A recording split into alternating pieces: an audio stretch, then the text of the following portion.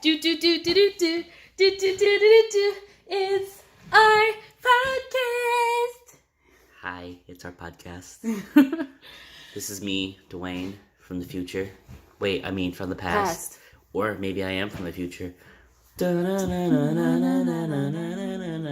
Impossible, but okay. Okay, so we have 1.5 topics we're talking about today.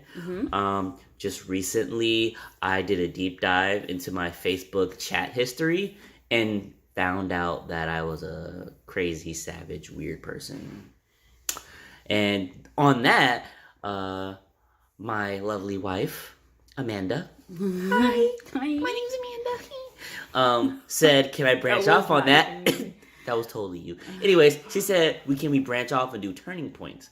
And to my knowledge, turning points are like the moments in your life where you recognize that you're like a completely different person than what you were in the previous time of life. Am I right? Yeah, I think we have a lot of turning points, though. I don't think it's just one dramatic event that makes you a different person. I mean, I'm sure that exists, but I feel like I've had multiple turning points where I'm like, okay, from now on, I'm this way. Can never go back. You know? Well, I say, for me, I say never can go back, just because, I mean, I have empirical data on how I used to act, and I'm like, I could never go back to that. Okay, why though? Is it something you're like, I feel like that person who he was is not someone I admire anymore? Yeah. Or is it... Yeah. Yeah. Yeah, I will take that part of the answer. Because I realized after long deliberation and also input from my lovely wife that back in the day, I was a very misunderstood person and was just doing things to be doing things, apparently. Examples are photos and videos that you've seen. Mm-hmm. But those are like tangible things that you can like see and listen to. Can we talk about that? Is that weird? Would that be too much information? No, you want to talk about it. It's not my video, so I just wanted to be sure. I was just touching on it because believe me, when we listen to this, we'll know what we're talking about. Okay, but I feel like explicitly danger alert before you continue if our kids listen to this at some point. Like, you do not want to hear this. You don't. Trust me, leave, skip this episode, whatever have you. Unless you're the weird one and you can handle it. You're disgusting. But we still love you. Really? Yeah, your boy was sending dick pics, beat meat pics, naked pics, voiceover naked pics. It was disgusting. If the lingo changes in a couple of years, what he's really saying is he was sending pictures and videos of himself touching himself, beating my meat, touching the pole that goes you know, the shaft that spits out the white sauce to create the children. Okay, that's very explicit. I'm sorry, but what's really shocking to me about that, though, I put my face in it. Yeah, exactly. Is that you put your face in it. And I don't know if times are going to change in a couple of years where that's okay, but I feel like that was always the faux pas. Like, don't put your face in it. Because then you have plausible deniability. Yeah, because there was such a high stigma. I don't know if it was just for females, but there was such a high stigma that it was going to get out there. And if it got out there, they're going to know exactly who you are. They're going to know exactly who you are. And it's just like, you don't want your hoo-ha out there for everybody to see. You want that for that special person that you're dating or you're with at the time. And you don't want... You want to be exploratory with them in that fashion. And especially if you have a long-distance relationship. Yeah, and if your face isn't in it, then even if they put it out there, no one's going to know it's you. Mm-hmm. And I don't know if that's because there's a shamefulness. Because I feel like if someone saw it, would you be like, whatever? I mean, back then, it would be whatever. As long as I don't go to jail for it. Okay, what if you apply to a job now and they're like... we have these photos of you? Yeah, you know?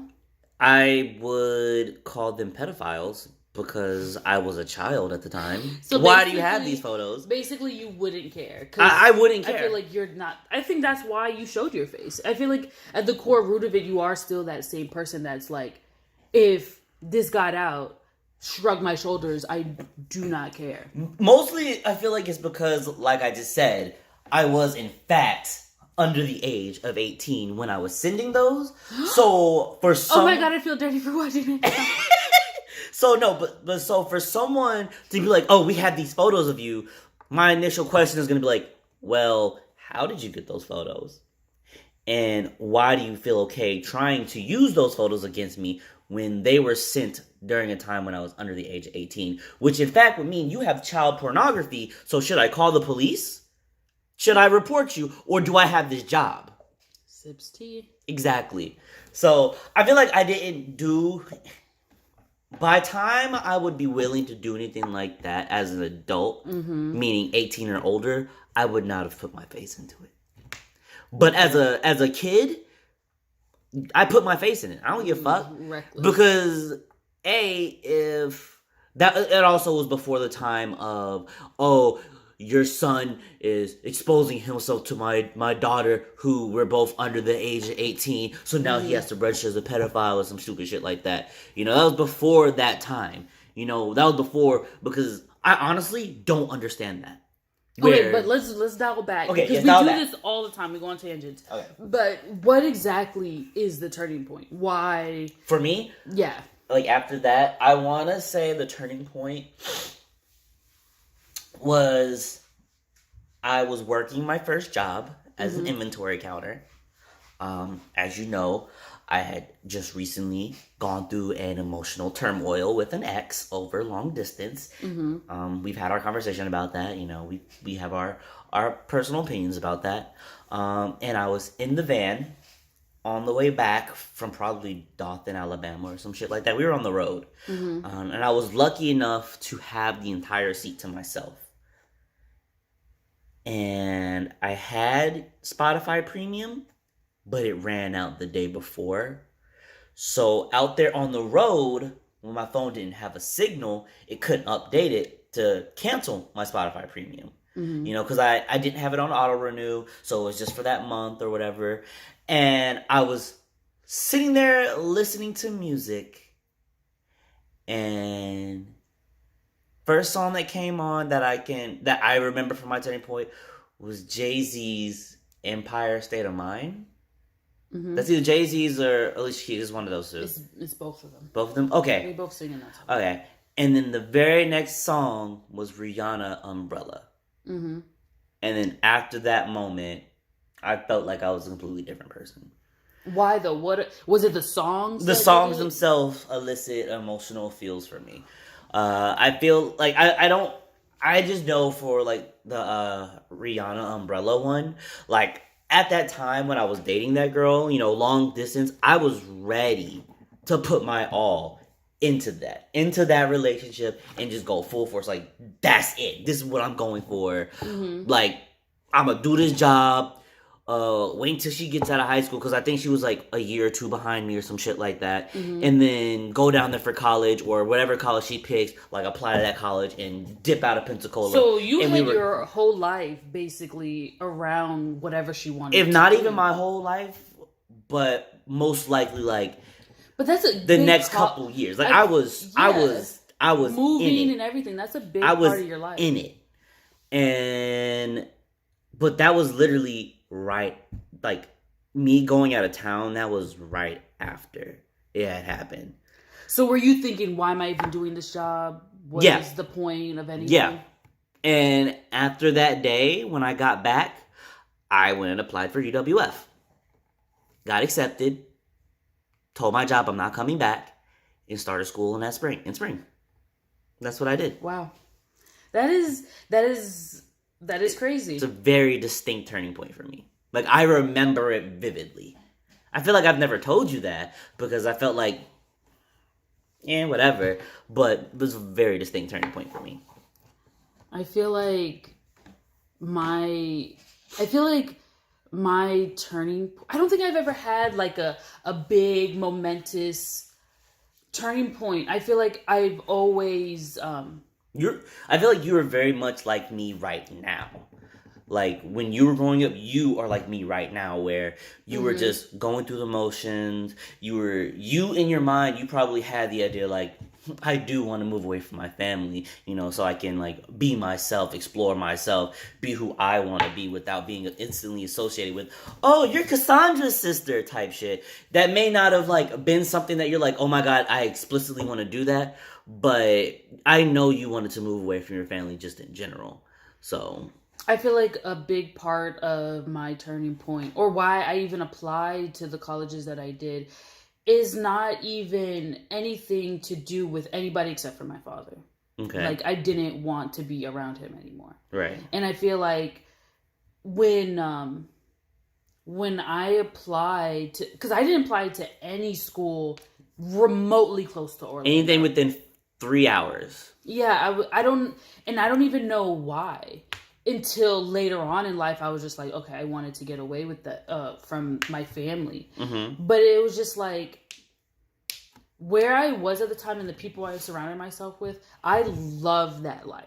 Mm-hmm. Like, if I could be 19 again and not know the things I know now about my family, I feel like I would have still been in the house, still been in Avalon, continuing to live my life the way it was. But the only reason I felt that I applied to the places I applied to was I wanted somewhere that was going to, places that were going to accept me, and I would have to decide where I wanted to go. Mm-hmm. You know what I mean? I didn't want to be rejected and then be like, well, I'm forced to do this, you know? So I think that was a big part of why I did the things that I did and why I applied to the schools I applied to.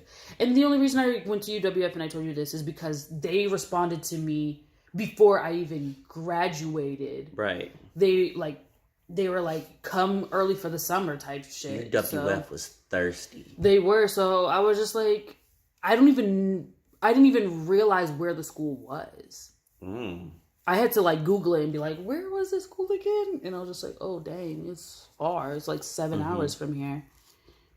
And I remember telling my mom and dad I got accepted because in the morning, I drove me and Kasi to school. Mm-hmm. So they were asleep. And I went upstairs and I told them, I was just like, I got accepted to the school. My mom was like, who said you could apply to college? And I was just like, what do you mean? Right. And I feel like she was very hurt that I was leaving, you know? Right. Her baby was leaving the nest. And I don't even think it was that. I think she feels like I'm the only sane one. Yeah, that's what I'm saying. Her baby was leaving the nest. Like you are. We have a couple of minutes now. Yeah. But seconds. Bye, guys. Bye.